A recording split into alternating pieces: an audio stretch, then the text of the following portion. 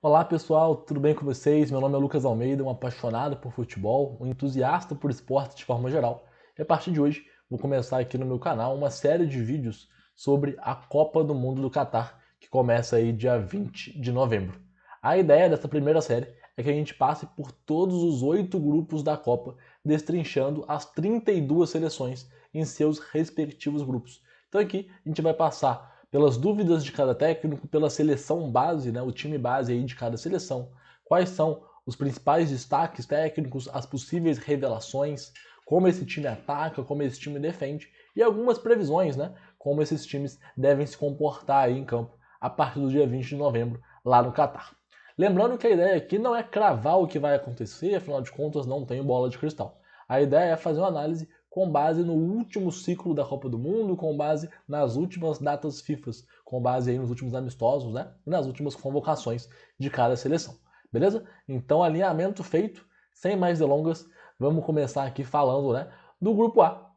O grupo da seleção da casa, o grupo do Catar e o grupo da Holanda. Estou até com a camisa aqui da seleção holandesa para a gente falar um pouquinho desse grupo A, que conta com o Catar, seleção da casa, Senegal, Equador e Holanda. Aqui temos a tabela, né? Os principais confrontos aqui desse grupo A. E aí, vamos falar um pouquinho da seleção da casa, falar um pouquinho do Catar, como que joga essa seleção, como que chega a seleção anfitriã aí para a Copa do Mundo. Lembrando que o Catar está fazendo a sua estreia na Copa do Mundo, então é realmente a primeira participação da seleção do Catar e é uma seleção que teve a sua maior conquista recentemente. Foi campeã da Copa da Ásia em 2019, o título mais expressivo aí da história da seleção do Catar e que teve justamente essa mesma base, esse mesmo elenco, esses mesmos jogadores fizeram parte dessa conquista lá em 2019.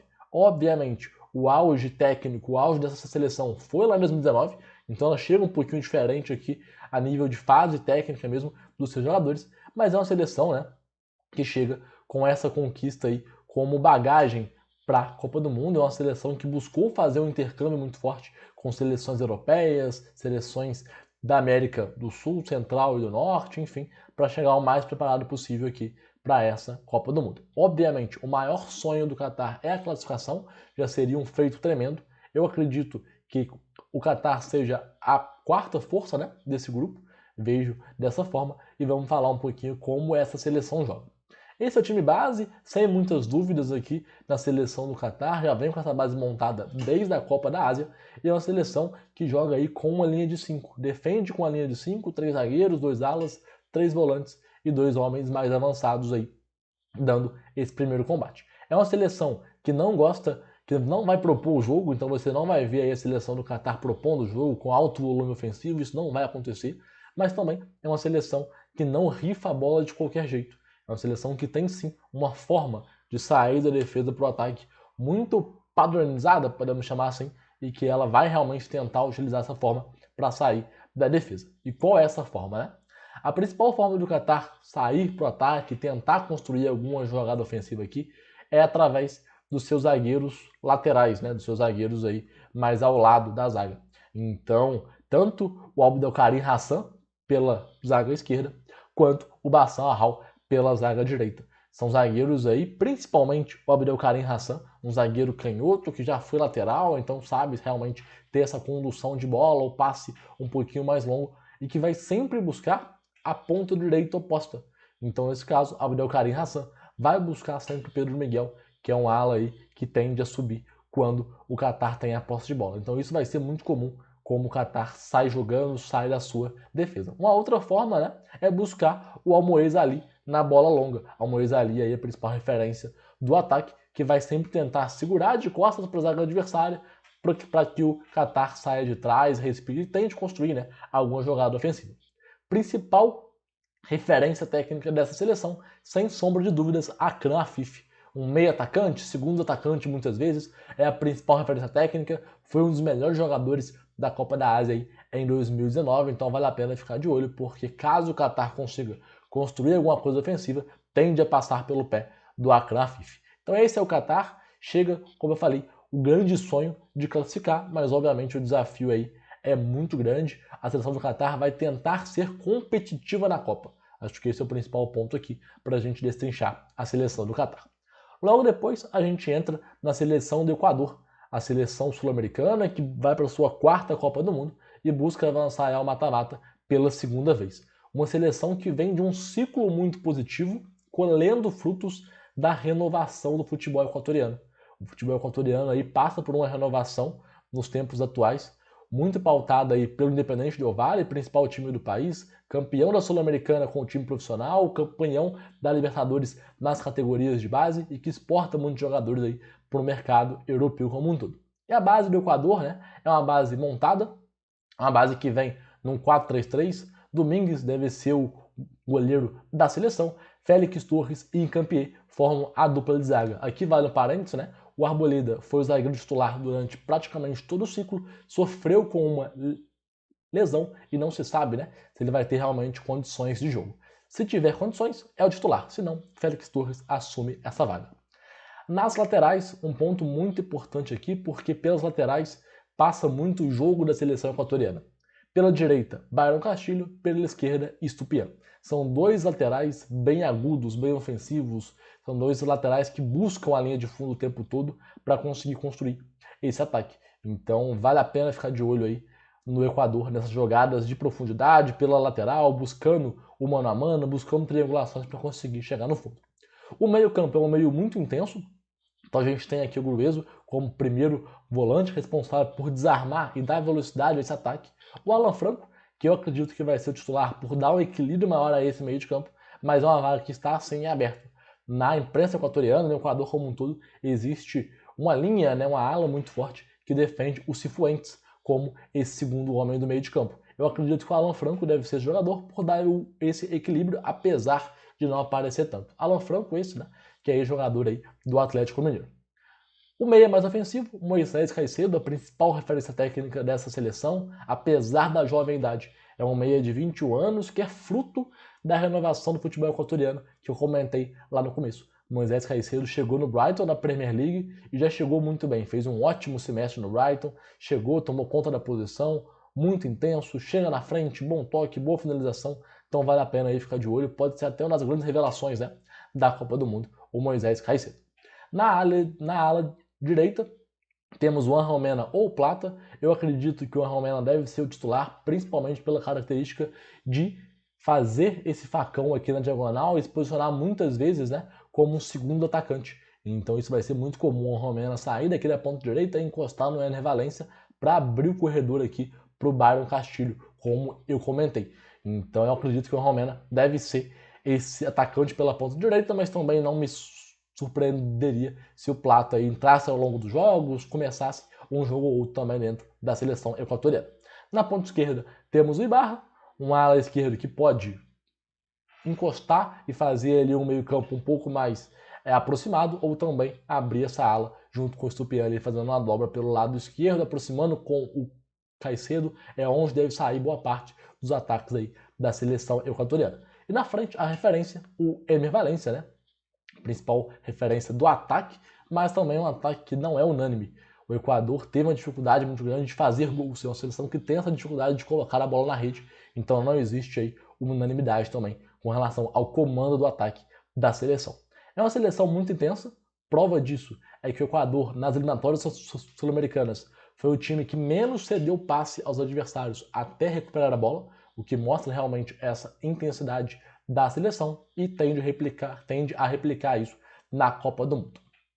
Passando aqui para a seleção de Senegal, a seleção de Senegal chega à Copa com expectativa muito grande, vai disputar aí a sua terceira Copa do Mundo e é a atual campeã da Copa Africana de Nações. Um título muito expressivo, que teve uma festa gigantesca no país e que colocou essa geração como a principal geração do futebol senegalês. Inclusive, muitas pessoas no continente africano como um todo colocam aí Senegal como a principal seleção do continente a chegar numa Copa, o melhor time, os melhores 11 iniciais ali a chegar numa Copa, e muito por conta da posição que os seus jogadores têm no futebol mundial. Existem aqui ótimas referências da seleção no futebol mundial, no futebol de ponta, de fato, na Europa.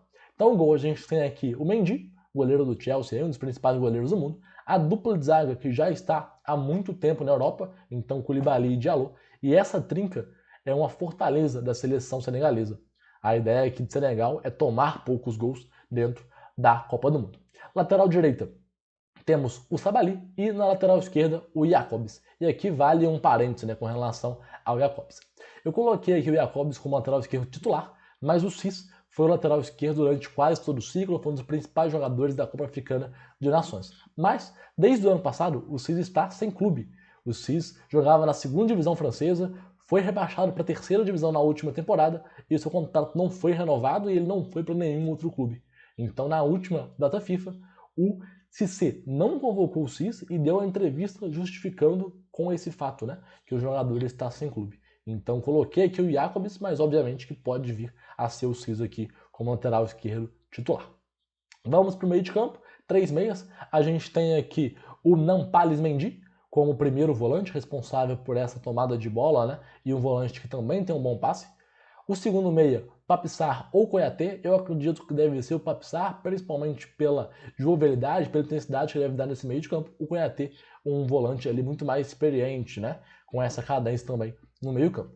E o meio um pouquinho mais avançado, o Gueye. O Gueye tem uma função importante nessa seleção, por quê? O Gueye, na Europa, né, é muitas vezes aquele volante responsável por roubar a bola, por interceptar passes e por retomar a posse de bola. Aqui não. Aqui ele tem uma função muito mais de construtor desse time também. Tá? Então existe essa diferença aí do Gueye no time e do Gueye na seleção.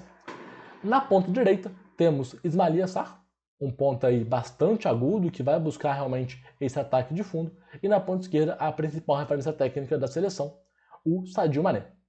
Sadio Mané é a principal referência técnica, decisivo, pode resolver o jogo aí em qualquer lance. Então é a principal referência técnica dessa seleção. E por que o Mané está aqui, sendo que o Mané está lesionado? Porque o Mané está lá no Catar. A ideia da seleção de Senegal é que o Mané esteja pronto para jogar alguns minutos no segundo jogo e tenha totais condições no terceiro jogo, que é o jogo mais importante, na minha visão, da seleção de Senegal, justamente contra Equador, que deve brigar ali pela segunda vaga dentro do grupo A, imaginando um cenário aqui com a Holanda na primeira posição e o Catar na quarta, Senegal e Equador disputando ali a segunda vaga. Voltando para a seleção de Senegal, temos ali na frente, né, o Dia como a referência do ataque, ou talvez o Dempsey, né? O Dempsey é um atacante um pouquinho mais móvel, o Dia um centroavante de fato, então por isso que eu coloquei aqui o Dia como essa opção no ataque da seleção senegalesa. Então é uma seleção muito organizada, é uma seleção que foge de todos aqueles paradigmas, né, que a gente ouve aí sobre as seleções africanas. Não é uma seleção muito física, não é uma seleção muito intensa, como eles falam, todos esses clichês, né, que a gente sempre escuta sobre seleções africanas. É uma seleção muito organizada, que vai querer ter a posse de bola, que vai aproximar, que vai chegar no ataque com essa bola no chão, trabalhada, para conseguir marcar os seus gols, para conseguir avançar aqui de fase, que é um principal objetivo, é o primeiro objetivo, e quem sabe chegar até as quartas de final, que foi o melhor resultado aí da seleção senegalesa em 2002. E aqui tem até uma curiosidade, né? Vale a pena parênteses. Em 2002, Cissé era o capitão daquela seleção senegalesa que venceu a França na estreia, que tinha sido a campeã do mundo em 98 e conseguiu chegar ali até as quartas de final. Cissé é o treinador dessa seleção 20 anos depois e busca aí repetir o feito, né, que já seria um marco histórico ainda maior para essa geração senegalesa. Então, basicamente, esse é o Senegal. E agora vamos chegar aqui na seleção holandesa. Aqui um ponto, né? Como eu falei, a seleção de Senegal tem o último jogo aí contra a seleção do Equador, que é o principal jogo aí da seleção senegalesa. E aí, por fim, temos a seleção da Holanda, como chega a Holanda para essa seleção. Antes de começar a falar da Holanda, vale a pena comentar que a Holanda teve um ciclo um pouquinho menor, né? Então o Van Gaal aí assumiu a seleção holandesa no ano passado, pouco mais de um ano de ciclo, mas já conseguiu dar a sua cara para a seleção holandesa, já conseguiu elevar o nível dessa seleção de fato. E aí qual que é a base da seleção? No gol existe uma dúvida sim, tanto que na última convocação o Van Gaal levou 8 goleiros para testar, para experimentar, para conversar, enfim. Mas na minha visão, o Klaassen deve ser titular, principalmente pela experiência, né, como goleiro da seleção. Como trinca de zaga, nós temos aqui o Timber como zagueiro pela direita, o Van Dijk como principal referência técnica da seleção, principalmente pelo tempo, né, de sucesso no Liverpool como zagueiro central, e o Ake como zagueiro pela esquerda. Aqui existe uma briga por posição, Então existem zagueiros que podem ocupar aqui essas vagas também, mas existem algumas vantagens, né? Principalmente aqui o Timber e o Ake com relação aos zagueiros, na teoria, reservas dessa seleção. Primeiro, o Timber vem de uma ótima temporada no futebol holandês e o Van Gaal valoriza muitos jogadores que estão em bons momentos nos seus clubes. Ele já falou isso em entrevista abertamente, não é segredo para ninguém. Então o Timber deve ser o zagueiro titular aqui pela direita. O zagueiro pela esquerda, o Ake, tem uma grande vantagem que é ser canhoto. Então o Van Gaal também já comentou em entrevista que ele preza muito por esse zagueiro pela esquerda ser um zagueiro canhoto. O Blind pode fazer essa posição muitas vezes? Pode, já fez na carreira. Mas eu imagino o Blind como esse ala esquerdo e o Ake fazendo aqui a trinca de zaga pelo lado esquerdo da defesa holandesa. Nas alas temos o Dumfries pela ala direita e o Blind pela ala esquerda. Alas muito diferentes, tá? O Dumfries é um cara muito mais físico que vai buscar ultrapassagem, vai buscar a linha de fundo, vai apoiar o tempo inteiro. Já o Blind é um ala que vai na boa, que vai buscar mais aproximação, que vai subir sim em certos momentos do jogo, mas com muito menos volume de subidas ao ataque do que o Dumfries pelo lado direito. No meio-campo, temos uma dupla de volantes muito interessante, que vale a pena ficar de olho, de muito bom passe, de muita cadência, de virada de bola, que é o De Jong e o Koopmeiners. Isso aqui é dupla de volância titular da seleção de maneira absoluta, tá? Não vejo nenhuma mudança aqui nessa faixa do campo da seleção holandesa. E como meia, um pouquinho mais à frente, que vai ter essa função de encostar na dupla de ataque, na minha opinião, o Hakpo tem grande chance de ser esse meia. O Hakpo é um meia de 23 anos, que veio muito bem na última temporada, despontou muito bem.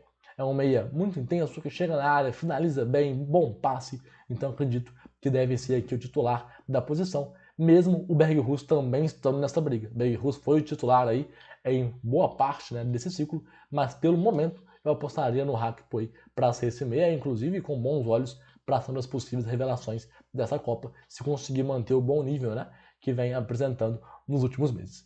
Dupla de ataque, uma dupla de ataque muito móvel. O Van Gaal já falou isso algumas vezes, que levando em conta o elenco que ele tem nas mãos, ele prefere essa mobilidade do ataque.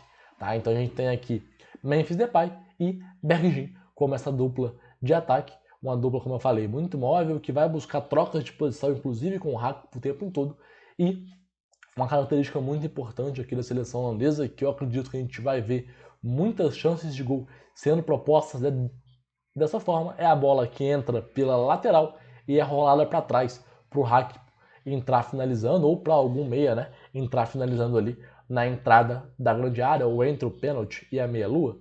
É uma forma que o Van Gaal gosta de atacar, onde o atacante, Depay ou Bergwijn, empurram a zaga adversária para trás, cria um buraco ali, um espaço, né, na entrada da área e o meia chega para finalizar. Então é assim que eu vejo a seleção holandesa também atacando, né, dentro dessa Copa do Mundo. Então, pessoal, basicamente é isso. O grupo A, tá? Um overview aqui bem geral sobre as 4 seleções.